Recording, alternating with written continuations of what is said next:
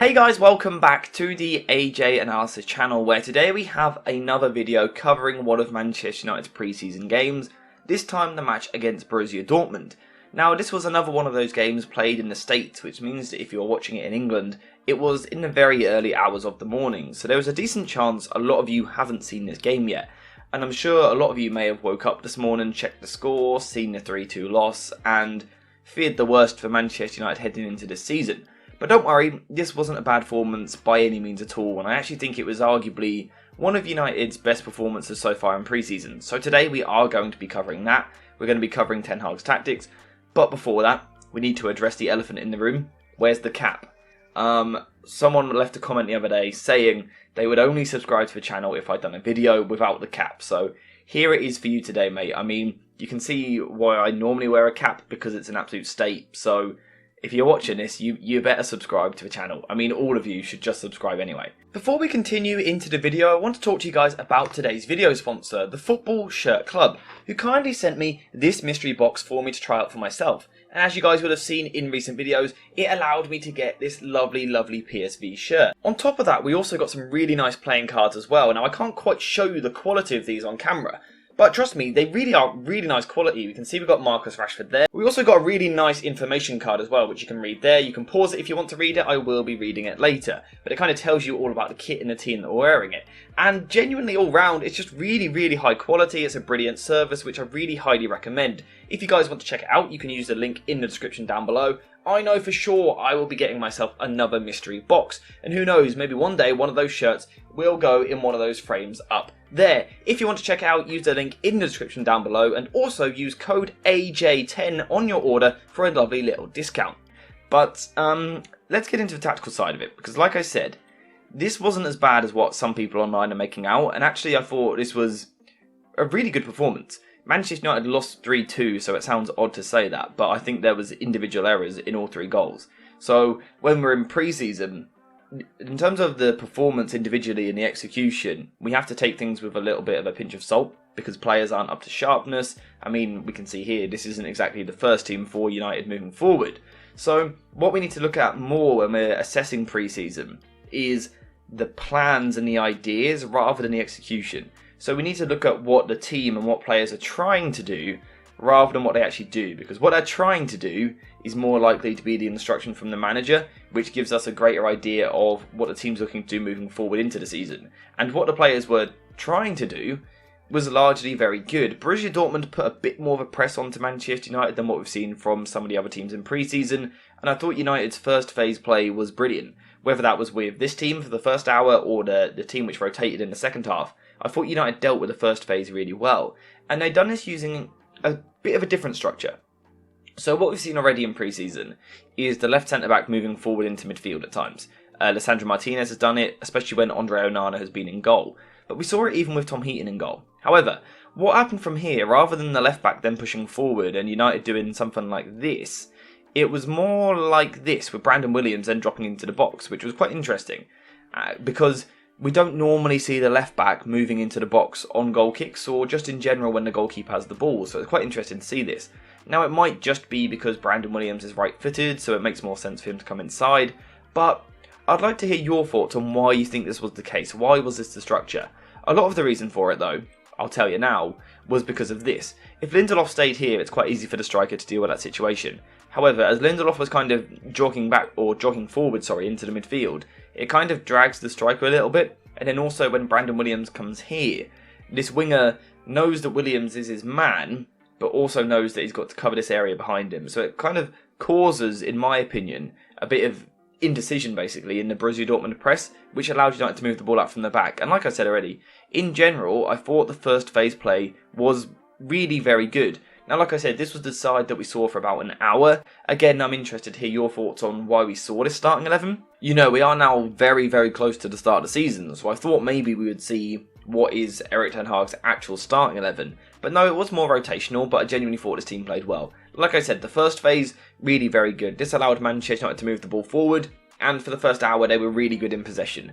In terms of the sustained possession shape, it was largely a 3-1 shape, with Maguire in the defence, of course, Lindelof dropping in as well, but it was a 3-1 which was rotating massively. So the likes of Donny van de Beek, Palestri, Forsen, they're all much higher. Forsen coming off after about half an hour with Anthony coming on. But the structure was, I would call it a 3-1 with, for example, Maguire, Lindelof, Eriksen and McTominay, something like this. This is just an example, it wasn't always the personnel in this order, but this was the idea. You're building in a back three with this one in midfield, and this was rotating a lot. Sometimes it was Eriksen deep in his position, sometimes Dalot would drop in, and then another time we would see it completely shifted across like this. Brandon Williams would drop deeper, Scott McTominay would push further forward, Eriksen would be the solo pivot. This was really changing constantly throughout the game, and I think that is something which, even though this isn't Manchester United's ideal starting 11, I think that is a pattern which we can take moving forward and assume Ten Hag is going to implement it this season. A 3-1 or a 3-2 shape which we've seen in pretty much every game so far, but always rotating. It's not a set structure, there's different players moving into different positions. Sometimes the midfielder might be between the centre-backs, but it's always the same zones of the football pitch which are being occupied. So it doesn't matter whether it's a midfielder dropping into the back three or a fullback doing it or a different midfielder. Whoever it is, the structure is still remaining roughly the same, it's just different players in different situations. So it does look like this is the structure which Erik Ten Hag is going for. Probably most likely a 3-1, although sometimes it does become a 3-2. And that of course has an effect on the rest of the structure as well. Because at times, like I've said there, it is very much this 3-2 shape, which almost gives you the idea of a 3-box-3, if you like, a 3-box midfield. So you've got your box shape here with Donny van de Beek, Scott McTominay pushed further forward. You've got your width from your wingers. That's really effective. But also in situations where United feel that they can build up a head of steam a little bit, they seem happy to push another player further forward. And for example, Eriksen would drop here, and often one of the fullbacks is actually playing as either a left-sided central midfielder or a right-sided central midfielder like this. And it's allowing United to do something a bit more like this, which is more of a 3-diamond-3. It's just a little bit more attacking, because rather than having an extra player in a double pivot, it gives you more of an extra free 8, if you like. So it allows United to be a bit more expressive, I guess, in the way that they play. Push forward a little bit further, push more men forward and overload the last line a little bit more. But in general, again, the first phase was really good, and I think this second phase was really good as well. Dalot in particular really impressed me with his performance on the ball. I thought, Wan-Bissaka has question marks over him, his ability on the ball. Dalot didn't in this game. I thought he was genuinely very good. His goal as well was obviously fantastic. But in general, his build-up play was good. And United looked really good for the first two-thirds of the pitch. The first two phases, United were really good. I also don't think they were bad as such in the final third as well. They were able to get the ball forward. You have Jadon Sancho dropping in here. I thought Sancho was brilliant. Maybe United's best player. Looked really, really sharp, which was good to see. If you want more of a breakdown on what he does as a false 9, check out my video from the other day. But in general, I thought he played really well, really very sharp. He's kind of dropping in deep to link the play, but he's also moving wide to create overloads on both sides of the pitch. And then also, you've got wingers who are pushing nice and high and wide quite early on, which means that if you're building possession down this side, you're looking to kind of drag Dortmund over a little bit like this. But then you've got someone like Harry Maguire, whose long passing was really good in this game. You can kind of draw Dortmund over to one side, go backwards, and then switch it out to the other side, and then you kind of got a fresh attack. And Facundo Palestri was another player which really impressed. So in kind of the build-up play, the impressive figures were Jadon Sancho. I thought he was really sharp, really good as a false 9. Facundo Palestri played really well, had Wolf on toast pretty much for the entire first half, but also a little bit deeper. Harry Maguire's long passing was impressive, and Dalot in general on the ball looked very good. And United were doing really well, progressing the ball forward really well, overloading the last line with plenty of players getting forward into the final third, especially in that 3-diamond-3 shape. It allows you to get almost 6 players on the last line at times, which, when the opposition are defending with a back 4, gives United real chances to get into dangerous areas. The problem that United had in these positions was more a case of the final pass more than anything, maybe that little bit of sharpness, and this is where I'm talking about focusing on the plan of the team and the ideas of the team rather than actually the final execution in terms of pre-season, because the players still don't quite have that sharpness in the final third.